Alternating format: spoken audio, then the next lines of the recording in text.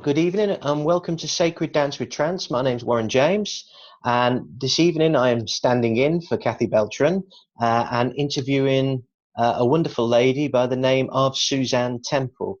And just to fill you in a little bit before we start the discussion, Suzanne Tempel is an awakened mind consciousness trainer and works as a coach and teacher in that field. Suzanne is one of the very few people in the world who is trained in coaching and training people towards other states of consciousness, and she uses EEG measurements, which she'll be telling us about throughout her discussions with us today. She's one of the only awakened mind consciousness trainers who uses that form of technology, and she uses this also to measure mediums, and she has so far measured over 100 mediums. Furthermore, she's also cooperating in the research and study of physical mediums using this same method. And it is a wonderful pleasure to have her here with us today on this, my debut interview. And so, to everybody out there, please can I welcome Suzanne Tempel. Hello, Suzanne. Hi, Warren. Thank you very much for that lovely introduction. I got through it, so that's a good thing. Yes, you did. So, Suzanne, welcome. Thank you.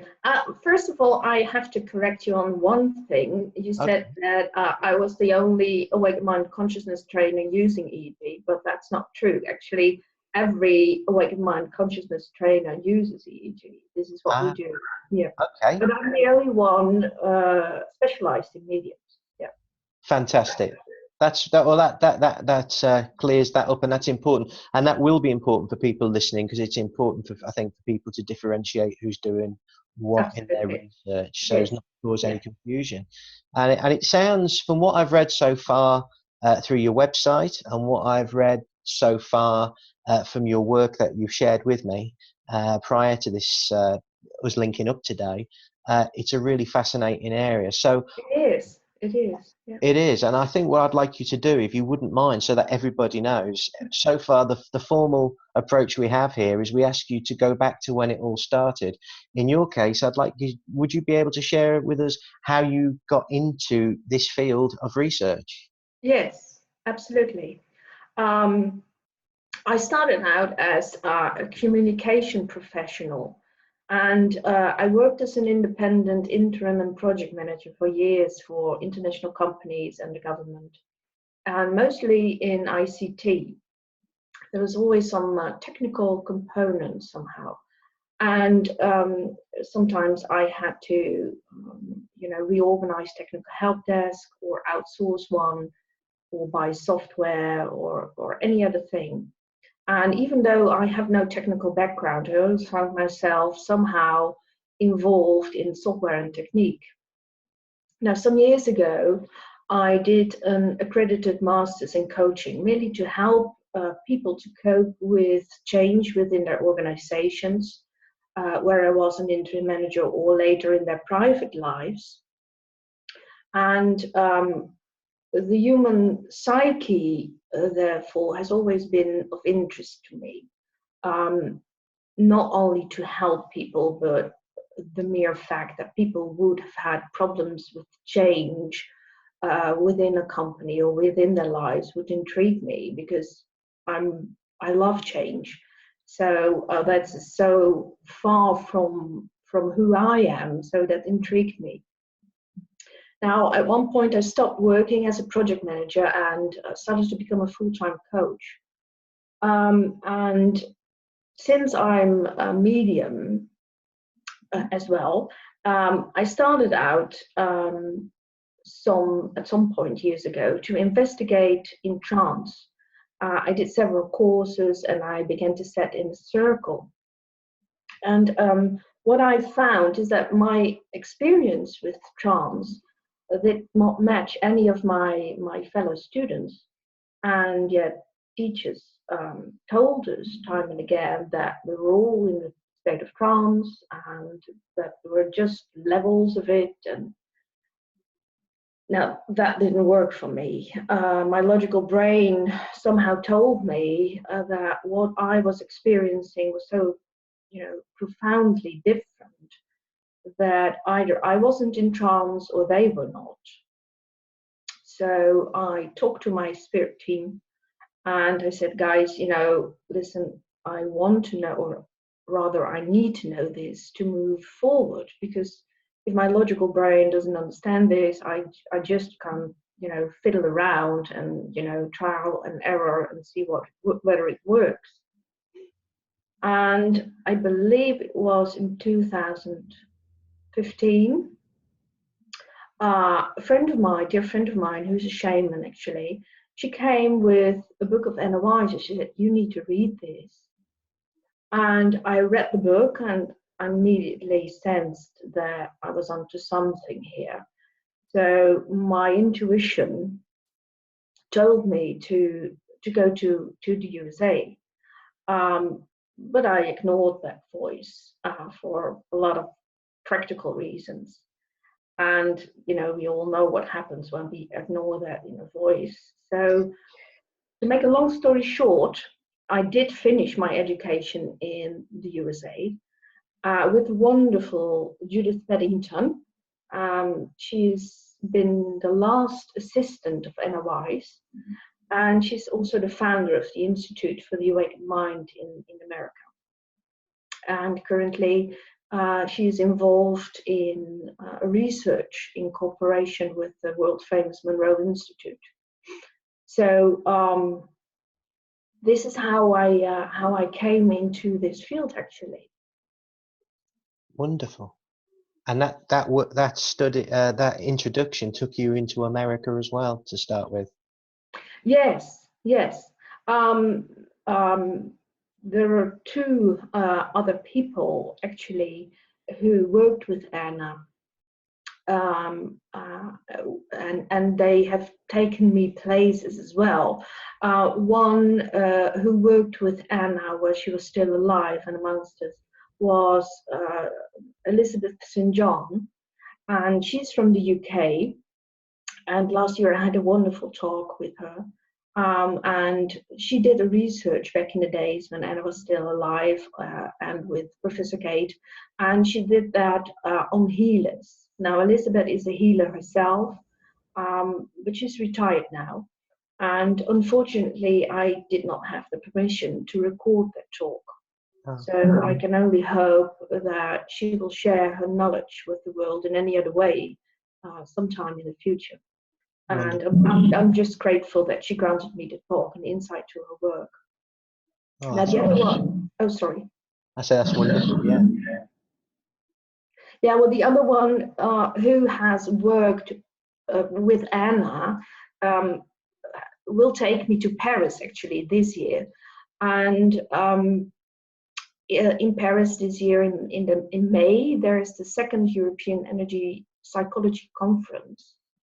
And this is a conference where researchers and neurophysicists and scientists and doctors gather around to share and to discuss, all sorts of new therapies, healing therapies, based on energy healing. And especially with a key part playing in that is the neuroplasticity of the brain. And one of the speakers there is an awakened mind trainer, and that's the one who worked with Anna, and his name is Gary Groesbeek. And I'm going there with Judith, actually, Judith Pennington, the founder of the Awakened Mind. So this field and the work I do has brought me so far to a lot of places and met a lot of wonderful people. Wonderful. And I know when we spoke here, and I'm just looking at my notes here now as we talk, and I know we've looked into, we've already discussed and corresponded about what we're going to do on this talk tonight, because we're going to do this in two parts for those who aren't aware yet. This will be part one, and then we'll continue with a second interview, which will be part two, to be put out a little later. So that's your background in this research and what brought you into it. Where do we go to next? Well, I started out as a normal awakened mind trainer, of course, working with EEG for mental training and healing. But of course, being a medium myself, I started to apply this to mediums and their unfoldment. And so now I specialize in mediums. Like you said, I've measured over 100 mediums so far, and I worked with a lot more. And I related the knowledge I had on states of consciousness and the development of those to the states and unfoldment of mediums, and I found how they relate. So that also brought me to working with week organizers like Nicole de Haas in the Zwanenhof on international courses. For instance, in April, there's the Trance and Physical Week, where I'll be a tutor as well, but on states of consciousness, of course. But it also brought me to a lot of other spiritual centers in Holland where I teach mediums. And later this year, in I think it's November, I hope to travel to the USA for that same purpose. So in a nutshell, I am not a scientist. I want to, make that very clear to people.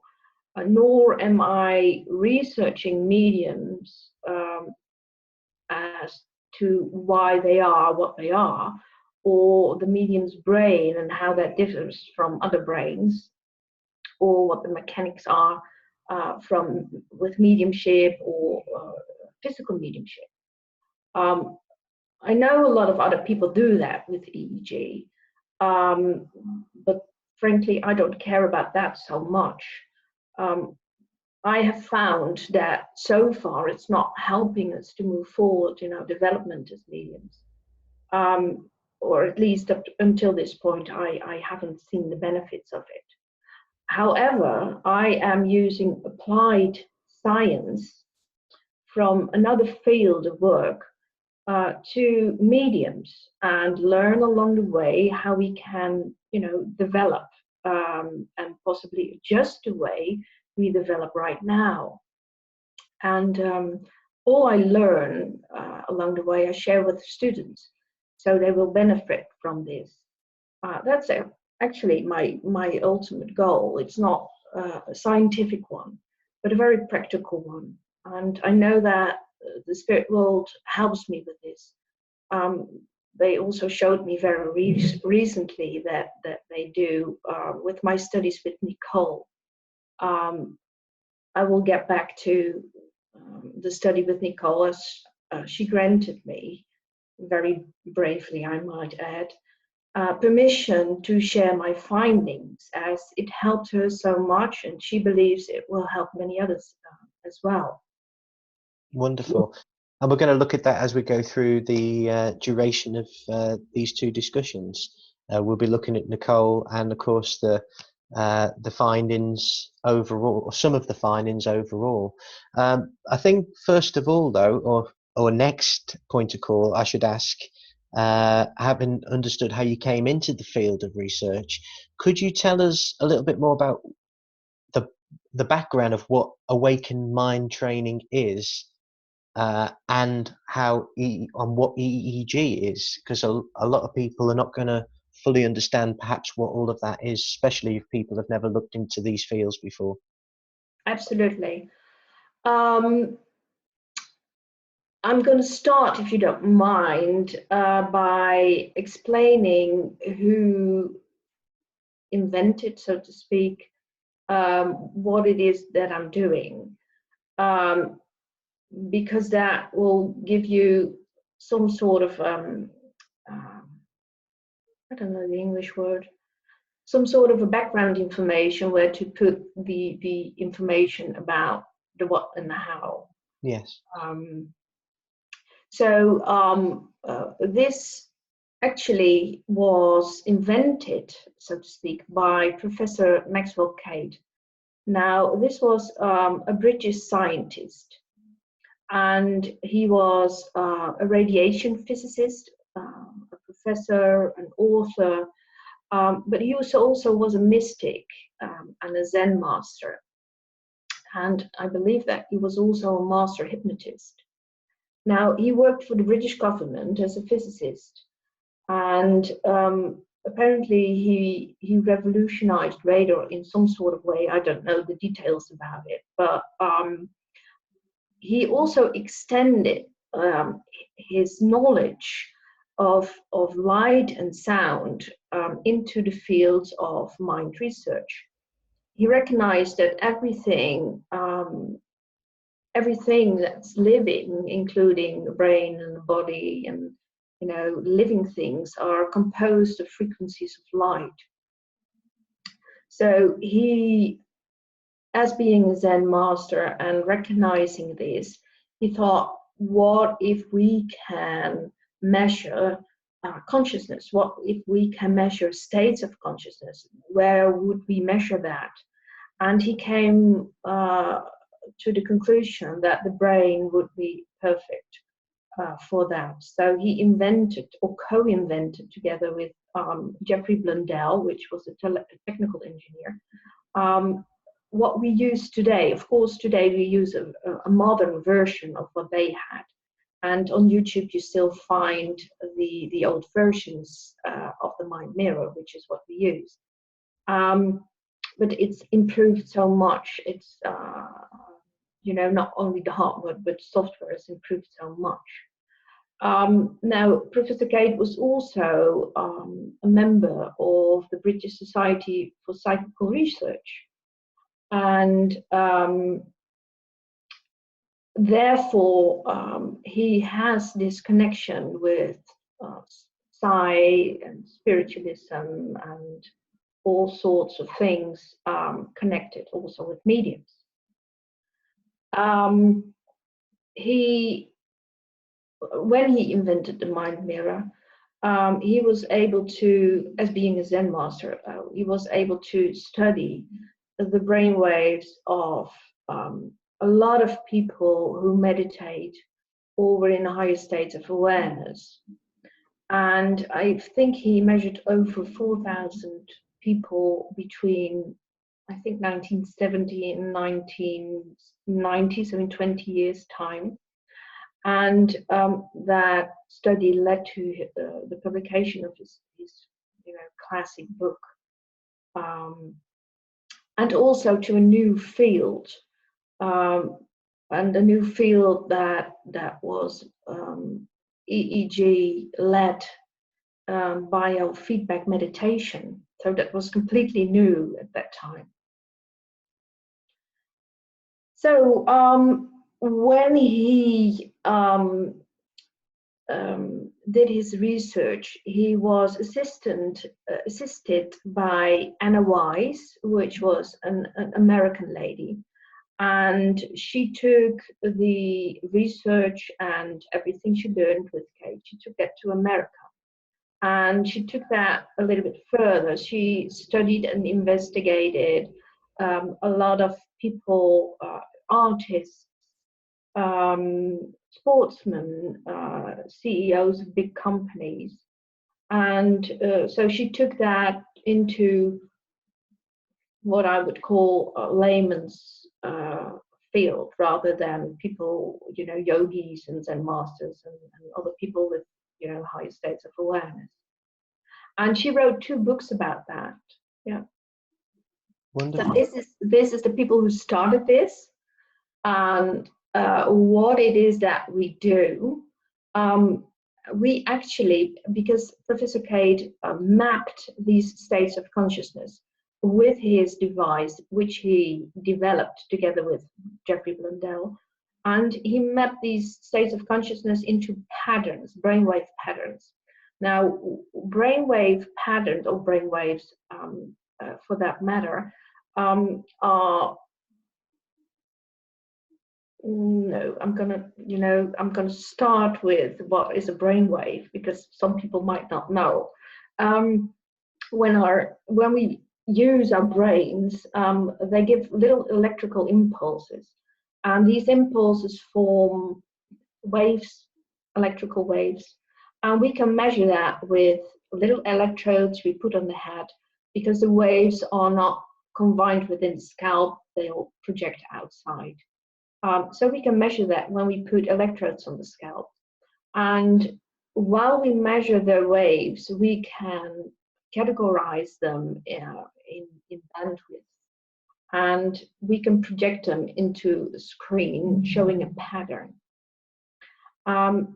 Now, Kate found that with different states of consciousness, they saw different patterns. So, for instance, a meditative state would give a specific pattern.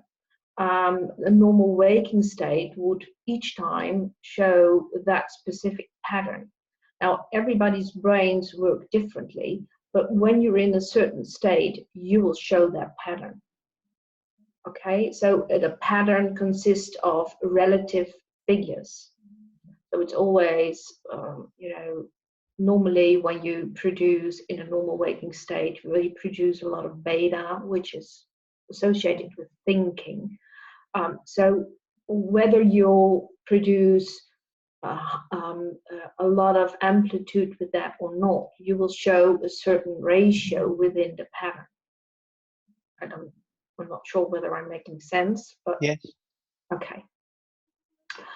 So he mapped those patterns that are consistent with these different states of consciousness. And one of the states of consciousness he discovered or he named was the awakened mind. But he also mapped trance as a state of consciousness, the trance state. I already mentioned meditation, but he also mapped different higher states of consciousness, superconscious, evolved mind, universal consciousness being the highest state of consciousness ever to be measured. So he mapped a lot of states of consciousness. Now, awakened mind consciousness trainers are trained to lead people into those states, because Professor Kate found because he experimented on his students as well, he found that if somebody was in a certain state, they would produce that pattern. But if he took somebody in an ordinary state, in a normal waking state, and he would train them to show them that pattern, so he would train the brainwaves to show that pattern, they would automatically come into that state of consciousness. Right. So it worked the other way around as well. So he did not only measure states of consciousness and map them, but he experimented, and he found that if you train your brain waves in a certain way to show that pattern, you will actually get into that state of consciousness. So I don't know how to articulate this correctly, but yeah, so it works in reverse effectively. Absolutely. You could sit and develop in a particular method without the technique, and he could measure you and find that you had that pattern. But alternatively, you could follow the pattern, and Absolutely. you would. Wow. Okay. Wonderful. Yes. Wonderful. So this is what awakened mind trainers do. We are trained to not only measure people, but also from the measurement, see where people are at their development and coach them to where they want to go. So, yeah. Okay. So the obvious question is, we're called Sacred Dance with Trance. Mm. So the obvious question I'm going to ask then is, what have you found regarding trance? Yes. Well, that's a very interesting question, because I have found that, well, a lot of things. Let me start first by that I believe, and I have discussed this with several people, that I believe that the way we teach trance and the way we develop for trance need to change. And the reason I say this is because I have found students, for instance, who have trained themselves to collapse their pattern. Now, what I mean by that is when I measure them with the EEG, they show a certain pattern. Now, whether it's trance or any other state or any in between doesn't really matter. But when I ask them to go to their altered state, all of a sudden you see their brainwave pattern collapse into sort of nothing, sort of a, no pattern at all. So the first time I saw that, I thought, this is strange, what's she doing? So I asked the lady who showed that what she was doing. And after that, I've seen it about 20 times with different mediums. And what that is that they entering this, well, they trained their brains anyway, to experience nothing, because that's what they taught, apparently, with some teachers. They apparently are taught that with trance, you're not supposed to, be aware or experience anything. You should be out of the way. And because they have no clue what they're doing, or starting too early in their development, doing that, they have found that, or their body remembered that they are, when their pattern collapsed, that they're in sort of a state of nobody's land. There's nothing really there. So the first time they experience that, they think, this is it. I must be in trance now. So the next time they go there quicker, and so it's going to be. They trained themselves to collapsing their pattern, thinking that that's, a trance state. Yeah, obviously, yeah. And when I measure them, they can see, of course, because a lot of students I measure, or that's a precondition, I also give a lecture to, so they know what they're looking at when I measure them. But obviously they see on my screen that that's not the case, they're not in trance.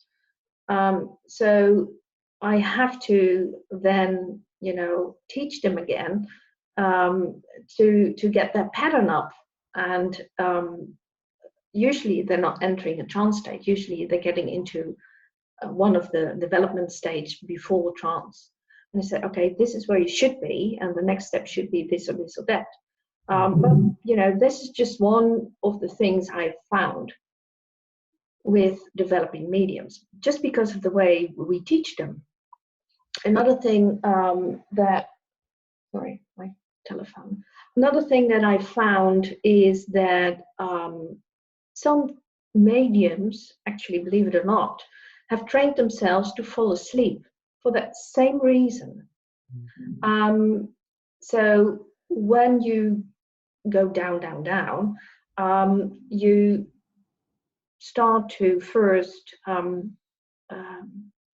minimize, so to speak, your beta brainwaves, your thinking mind. This is what we're taught, reduce your thinking.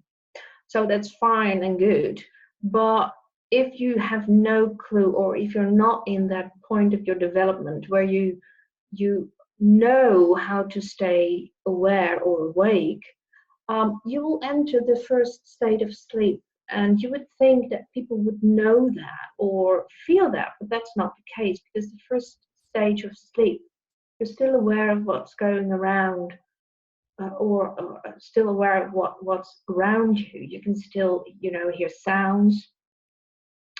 As long as you don't move into that deeper state, you're fine. So what they have taught themselves is to linger between being awake and falling asleep. But that's not trance either. Another thing I have found, and I can't mention a name, but when I was, and she's not the first, when I was measuring one of the tutors that work at the AFC, Art of Findlay College, going to her altered state, and I showed her what was actually happening. she almost shouted, "Oh, for goodness sakes, I wish I should have known this, years ago," because she stopped sitting for trance. And the reason why she stopped sitting is because she felt she couldn't get into a trance state. Mm. And she was completely right. She wasn't going into a trance state. She was leaning towards the higher states of consciousness. But because we're training students all of the time that they should go deeper, deeper, deeper, I don't know who invented that, but they should be locked up somewhere. But she was, she was going to higher states of consciousness, and I could see from my screen that she was, again, you could see it in a pattern. Again, she was fighting that because that was not what she was taught to experience. I think the common thing within certainly within the area and field of trance is that for many, many, many decades, and I suppose your research could even be starting to unravel this, is that for many decades it has been the blind leading the blind, and bad habits being passed on and passed on and passed on, in the same way as a faulty gene can be passed on and passed on, or Yes. something like that, because there isn't a consistent way of teaching trance. Whilst most people all accept and recognize that everybody's an individual in their own right and nothing is fully the same, but there must be some underlying similarities here and there. And I think that's where we've never had technology so far to support and guide us, like in other fields of research and science and nature. Yeah. And I think that's part of the problem. There hasn't been consistent teaching.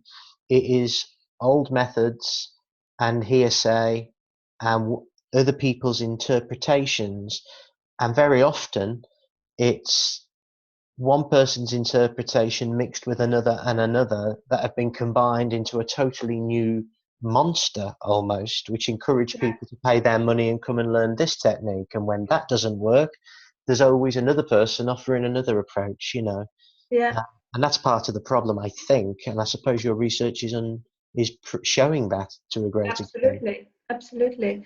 And of course, I have permission. Like I said, I have permission from Nicole to share whatever I found with her and whatever happened to her, because she was so happy, and also it helped her so much that she says, "I don't care who knows. I believe that everybody should." Because Nicole was one of the people I measured. And this is also something very important I need to explain. There's a difference between so-called normal EEG and the EEG we use. And I saw within the comments that there was, something about that. Because the normal EEG, sorry, I'm diverting a bit, but this is important for people to realize. The normal EEG is a QEEG, which is working with a database of abnormalities. So they're looking for the diversions from the norm. So they're looking for basically abnormalities within adults. Now, this is very important because the first time I met Nicole, she was interested in, working with EEG and using EEG for students. And she said that she had made an appointment with, she didn't go yet, but she had made an appointment with somebody to measure her. And I told her beforehand, I said, okay, well, listen, I know precisely what's going to happen. Since you're a medium, they will tell you that you have too much alpha and theta in certain areas, and they will tell you that you have some sort of a problem, which you will not able to recognize because you don't have a clinical problem. But this is because their measurements are, measured against a database with problems. And our database is not a database with problems. Our database is filled not with pathological states, but filled with data relating to all the states of consciousness. So it's not, EEG and EEG is not the same. Mm. And I had also 2 students who were measured with EEG, not in a clinic anywhere, but somewhere else where mediums work, and they were testing mediums. And one of them was Nicole, and they told her, as well as the other lady, they told her that she was in a constant state of trance. Now, I don't know who's able to say things like that, but apparently the system said so. Mm. So this is the reason why Nicole, eventually started the conversation with me. So she came back and she said, yeah, you were right. They were telling me I had this and this and this problem, which I don't recognize, and they're telling me that I'm in a constant state of trance. And I said, yeah. This is what they do because they have a different database. They can only, measure you against their norm, which is, a norm with pathological problems, and not with different states of consciousness. So the first time Nicole saw her, I measured Nicole. I saw that same thing with her. She was fighting her state of consciousness. She was showing these lovely higher state patterns, and then the pattern would change, and then the higher state would flare again, and it would change again. And I thought, what's she doing? And she came out of her old state, and I said, what were you trying to do? And she said, well, I couldn't go, I didn't go where I wanted to go. And I showed her, and I said, well, actually, when you were not manipulating, you were exactly where you needed to be. You were in the highest state of consciousness, and you were in a state of consciousness where the spirit world can work with you, because they don't have to move you out of the way, because you're in a higher state of consciousness. The deeper state of consciousness is a state of consciousness where the mind is subdued to such a level that you're out of the way. But with a higher state of consciousness, they don't need to get you out of the way. You're one with them. So once you realize this was, I had the discussion with her at the end of 2016 or beginning 2017. So once you realize that, her development went, very, very, very quickly, very moved. I didn't do anything. I just showed her what she didn't need to do. But, by having that confirmation and relaxing into it, she could develop very, very quickly, and lots of things happening in last year. And I have measured her twice since then. And I think if I just explain to people who are currently observing this interview, Nicole did an interview with Kathy not too long ago. Nicole is not only is she a clairvoyant platform medium and tutor, but she is also a very good trance medium and developing splendid physical mediumship, which has been observed by, we know has been observed by 2 of the world's more recognized physical mediums out there. And so therefore we could say that her development during the last 12 to 18 months or so has been drastically assisted by the research and not only your research but your measurements of the EEG technology that you use. Yeah, and this is also something you said in the introduction, that I'm researching physical mediums, and I am, and Nicole is one of them. I can't mention other names other than Stuart Alexander, because obviously a lot of people know that he's one of the physical mediums I'm researching. But the reason I'm saying this is because not only my spirit team, if you can speak of my spirit team, but also the spirit teams of both Nicole and Stuart, the controls actually instigated that I should measure them. So this is also why there's a lot of interest within the spirit world for what I do and what I bring into within mediumship into the movement, so to speak. Not as an awakened mind coach, but as an awakened mind coach specialized in mediums, because that's a difference. Could you just explain a little bit more, because you've used two phrases there, and I know that some people watching this, or maybe even a lot of people watching this, are going to say, I understand what she's just said, but I don't at the same time. You mentioned people going into deeper states and people going into higher states. Yeah.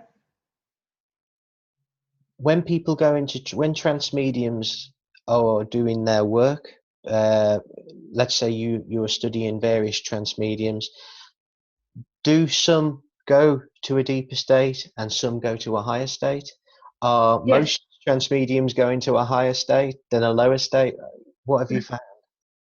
No, there are mediums who go to a deeper state, and there are mediums who go to a higher state.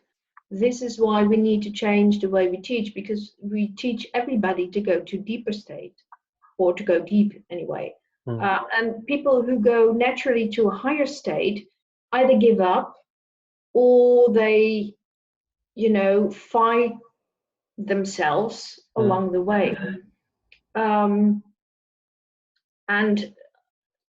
I think and I believe that once they realize they are the one not going to a deeper state, they will, develop much faster, because they're not fighting themselves anymore. Yes.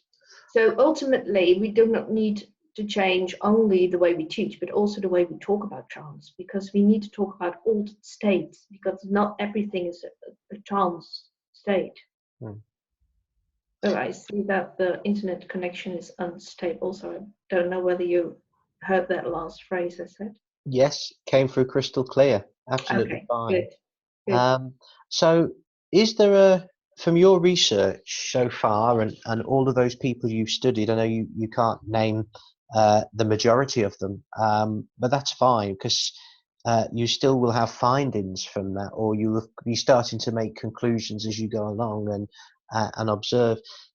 Is there any telltale sign to a trance medium who's developing and moving that way as to whether they are fighting it, whether they are meant to be going up but they're pulling themselves down, or even vice versa? With it, I'm not sure I'm understanding the question. You're talking about trance mediums, right? Not physical mediums. Trance mediums. Yes. Oh, yes, of course you can see that. Yeah. And how would an individual know, without an EEG measurement, whether they are fighting their own state? Has anything been sort of observed in that area that you might know that you're fighting your state without even having an EEG measurement? Or does it really require that measurement to clarify that? Not really, but what you experience could also be a sign of not being developed enough. Right. So, with me explaining that in a few sentences here, I would confuse people more than I would explain, Hmm. because some mediums will not go to a deep state because they're at a point of their development that they're not able to go there. And some people are not going to the deeper state because they've moved past that point, but moving towards a higher state of consciousness. And therefore, saying deep state, differentiating between deep state and higher state explains also why awareness is, or not being aware is not the be all and end all of a trance state. You can be a trance Absolutely. medium. You can be, Absolutely. you could be an evidential trance medium, providing evidence from the spirit world who are communicating through you, but you could potentially be aware of every single word that comes, regardless of, you don't necessarily need to be looking for an unconscious, I don't remember anything state, is what you're saying. Absolutely. That's exactly it. Well, then I would imagine, and I know we're a trance group, and I don't want to move too far and deviate too far away from trance, but then that would then, would it not suggest, do you think that that explains the clairvoyance as well? Because if you can be aware in a trance state, then you are probably only, what, some kind of distance away before being somewhat totally conscious, and then you're moving into the realms of clairvoyance, Not really, right? because within a deep state, your own thinking mind isn't used. But that's the same with the higher states. Your own thinking mind is not used. So they're mirrored almost. There are similarities between the two states. The thinking mind is reduced. Well, no. It's better, I think, if I explain this with the pictures around it. But with the higher state of consciousness, the beta, or the rest of the brain, so to speak, is still used by the spirit world, as is with the deeper state of consciousness. The difference is that with the higher state of consciousness, your um, your own thinking mind isn't in the way. Right. That's the difference. And I think it's worth just pointing out to everybody who's watching this that in part two, we will be discussing and using a is it PowerPoint that you use, or we'll be using images and lots of technical graphs for everybody to enjoy, with lots Yeah, of I know. colours to explain Yeah. things. But it does make a lot of sense, and I think I would urge people to watch onto video too when we release this, because just a few nights ago, Susan and I, Suzanne met up and spoke and showed me some of the graphs, and some of what she told me in discussions on email and on the phone didn't make sense. But once you put a picture to it and you have something to correlate it to visually, to some extent, the penny starts to drop. Absolutely. There's a shift, and it all comes into line that little bit more, doesn't it? Absolutely. And still, sometimes people come to my lectures for the third time, and then I think why are you coming for the third time? You already heard this twice. And when I ask, they still say, "Oh, I know I heard it before, but somehow I always hear something different that I didn't hear before, and now it connects all together, or it makes sense, or something." So it's not a subject that you can explain within 5 minutes. So it's not my goal here to explain my full job, because No. I can't. But what my goal is here is to make people aware of the fact that there is such a thing as EEG, who message states of consciousness, and that there is research done by myself, and for mediums and for their altered states, to improve the way we develop and teach. Again, I'm not a scientist, but I use applied science for mediums to move forward. That's my goal. I'm not interested in to see how somebody's brain works just because they're a medium. I'm a very practical lady. I had the question when I developed my trance, and I always think that I'm not that unique. If I have a question, then there's got to be more people with the same question. Am I in the trance state or not? So when I saw my brainwave pattern for the first time, I realized I'm not in a trance state. This completely matched with my experience, and it went against everything the teacher said.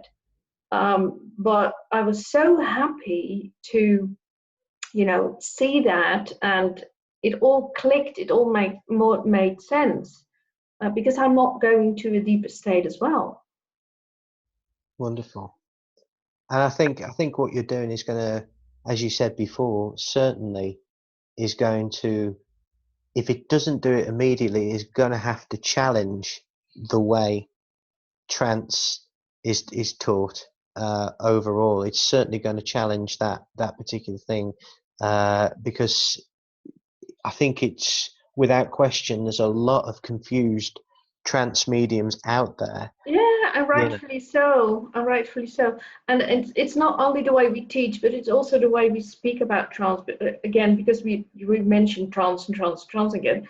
But actually, when I do my lectures and my workshop with mediums, I always talk about my old state, because whether you go to a deep state or a high state, it's an altered state of consciousness, and that's the way spirit works with you. So it's not necessarily a trance state. Could be an evolved mind state. Could be an awakened mind state. Could be any other state. But to call everything trance and therefore teach everybody the same thing, that's ridiculous. I can see that we're probably going to be on the verge of changing the name of the group. Sacred Dance with altered states, yeah. Doesn't have the same ring though, does it? But No. I can understand exactly where you're coming from, and I know so I can say that I have heard some teachers down the line in recent years, at least, they use the word trance, but more often than not, they are talking about your altered states. Yes. Moving into an altered state, And I know also teachers who actually tell their students that they are going to a higher state. I know Eileen Davis is one of them. So I know that there are teachers who do this differently, but still this is not a majority. No, and I think with it's with research like this and with good data, that is what challenges the status quo, and that's what usually changes things to move in a new direction, and which will, I'm sure, open up a lot of doorways for a lot of people going forward. Of course, yeah, valuable research. Yeah, I know. At least Nicole altered the way she teaches trance to students because of it. So yeah. Wonderful. So, having covered your background, we've got an understanding of what the EEG is. We've got an understanding of awakened mind tutors and teaching. We now understand that not everybody is going down and deep. Some people are going up and beyond. Mm-hmm. So on that note, I think what we should do is look towards moving forward to perhaps looking at doing the your presentation with showing the charts and things like that, if that would work for you. Yeah, that will work for me.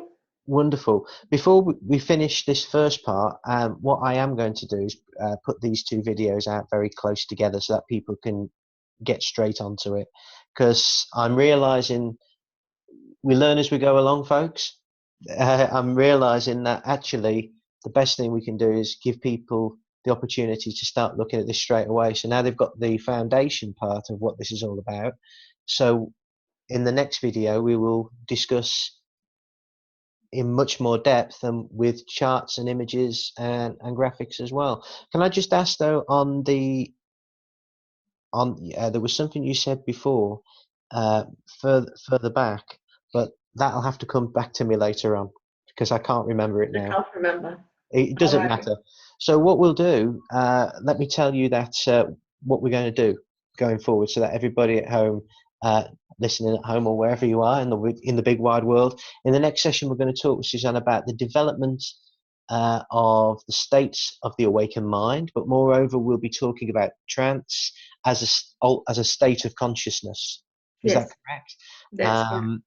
I think we said we're going to be explaining the pattern of this, and you'll also look at Nicole's, some more about Nicole's, what you studied with Nicole and others, and understanding how to move forward. Because if Yeah. we don't learn how to move forward, then we are literally standing on the spot, which looks like we have for many been doing that for a long, long time.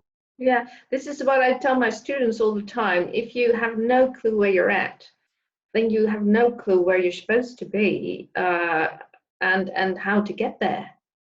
Yes, that's wonderful. Well, in that case, then we shall conclude this first part.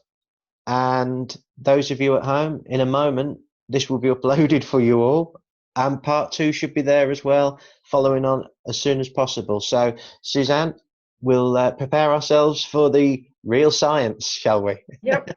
And we'll join you all in a moment. Thank you very much.